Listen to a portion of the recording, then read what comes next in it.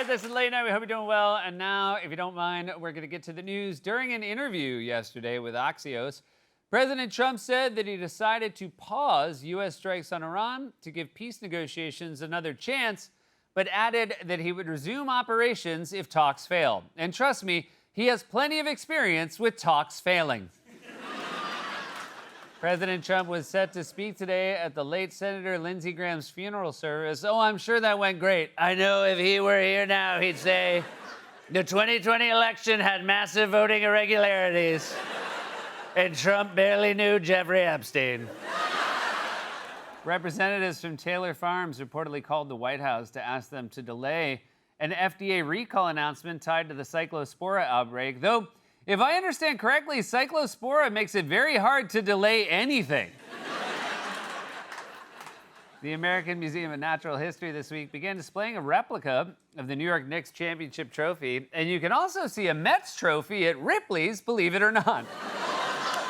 Really cool.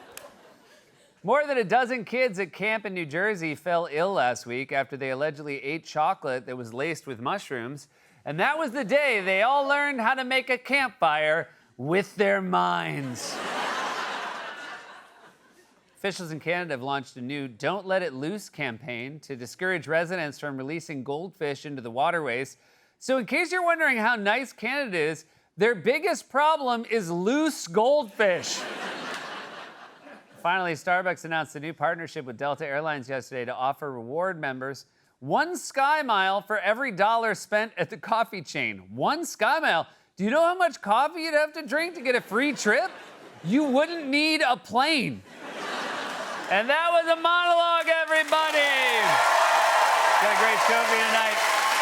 You know him from The Odyssey, Uncharted, and Cherry. He's back as Peter Parker in Spider-Man Brand New Day, which arrives in theaters on Friday, July 31st. Tom Holland is back on the show, everybody.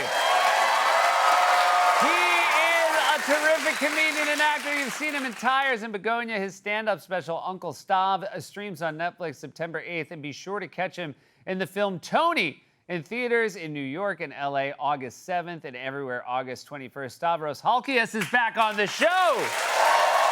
You know him from his very funny work on Bob's Burgers, Veep, The Awesomes, and Nathan For You. His animated comedy special, Well-Rounded Entertainer, is streaming now on YouTube. My friend Dan Mintz is also back on the show.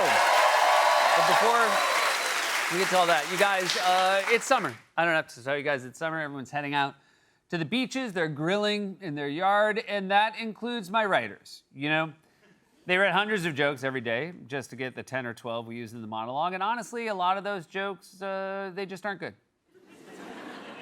Sometimes I think they throw in a few stinkers on purpose just to fill the page and meet the assignment. But just because it's shorts weather, that doesn't mean we can tolerate laziness, which means it's time for another surprise inspection.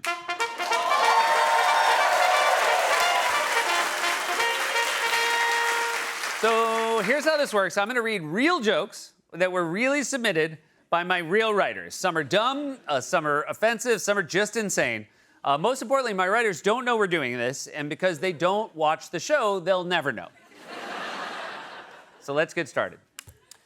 President Trump stormed out of a pre-taped interview over the weekend with Meet the Press. Said Trump, "I was told there'd be meat." It's a little homophone comedy right off the bat there. Meet the Press, he thought, there's gonna be meat there for me to eat. That was, Brian wrote that joke, and if you see him in the street, feel free to, complain. A Virginia woman has filed a $1.5 million lawsuit against Outback Steakhouse that claims she slipped in mashed potatoes and fell. Even worse, she landed smack dab on her bloomin' onion.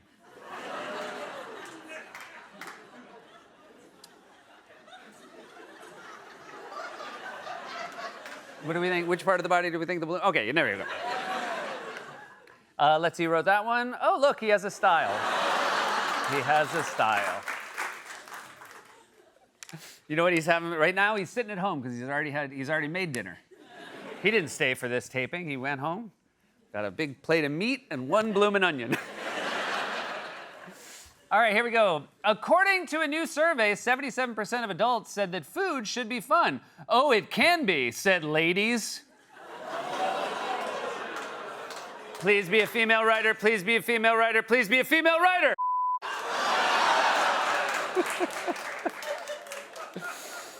That's Mike Scollins. We show that picture of Mike in a tank top because he wore a tank top to work one day and we refused to let him forget it. But to his credit, he does write the kind of jokes that guys in tank tops write. Today was Insect Repellent Awareness Day. To learn more, you can Google the deets. Hopefully it's someone new and not a writer they're already mad at.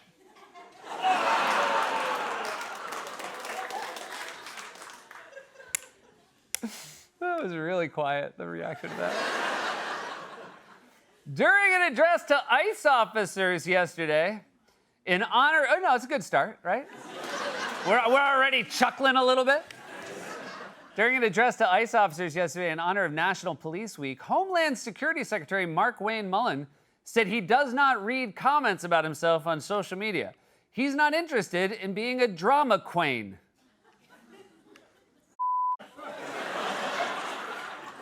So first, let's take a look at the writer who wrote that one.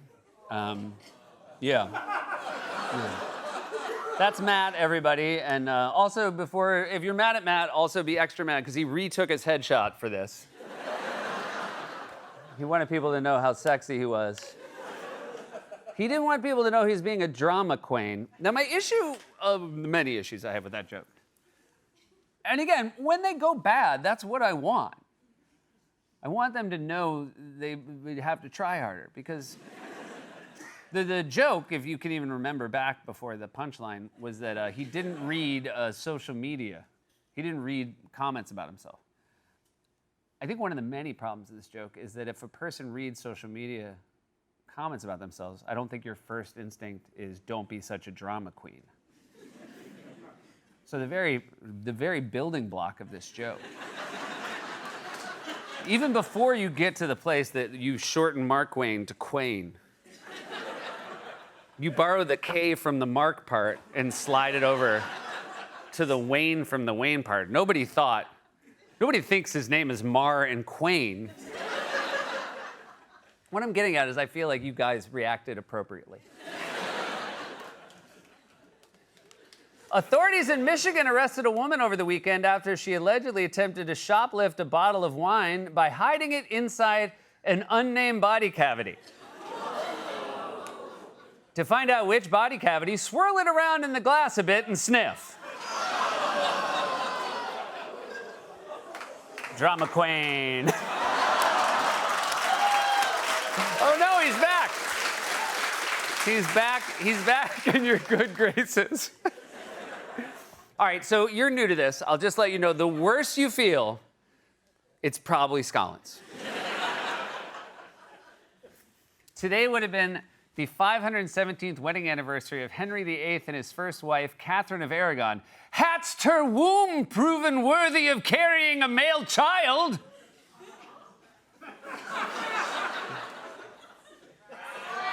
Brian, it is. Well done. You guys are amazing. Now, I have another burn here. Our monologue joke writers, every day, they show up, and we have really good writer's assistants, and they put together what's called setups. They go through the news, and they find information that might be helpful for somebody to write a joke. And while that was a terrible joke, I would also like to say that's a terrible, terrible setup. That today would have been the 517th birthday.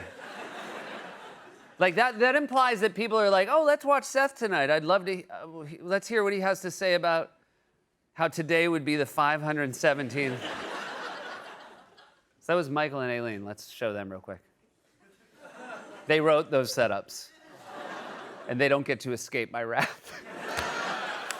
Amsterdam last week became the first capital city in the world to ban advertising for products that promote the burning of fossil fuels. Bad news for Olga, the coal-fired prostitute. Matt.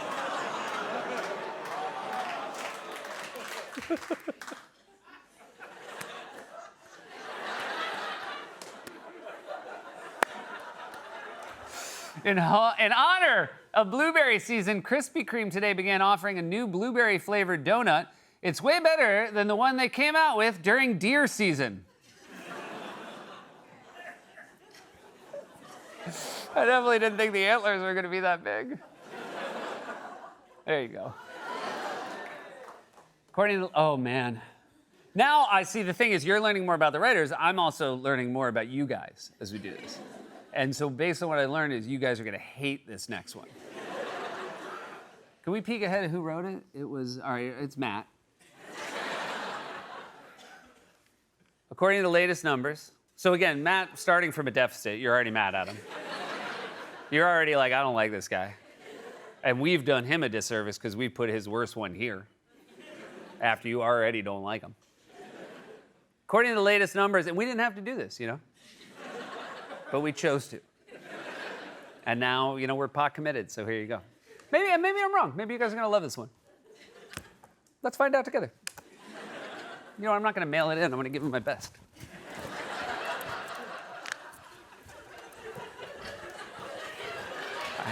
Eggs are fun. Eggs, right? Here we go. Woo, woo, woo. According to the latest numbers, egg prices in China have hit a 10-year high, but only for the ones that turn into boys.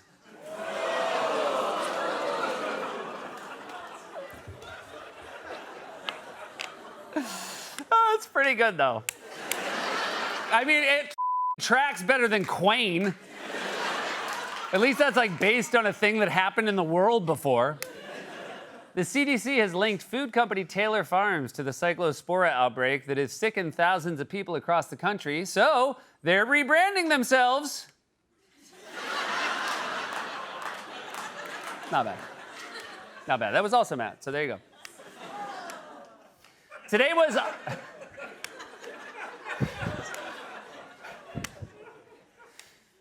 All right, we're gonna close with two Muppet jokes from Scollins. And so it's a who will win, because everybody loves Muppets and everybody hates Scollins. Good versus evil. It's The Stand. Stephen King's The Stand right now. Today was Oscar the Grouch Day. Celebrate by doing it in the can.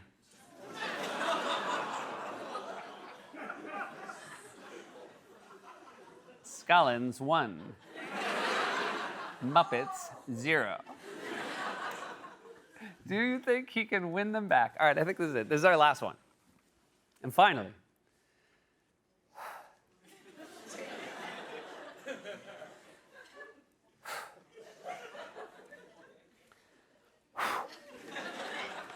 today was National Chicken Finger Day. Way ahead of you, said Gonzo.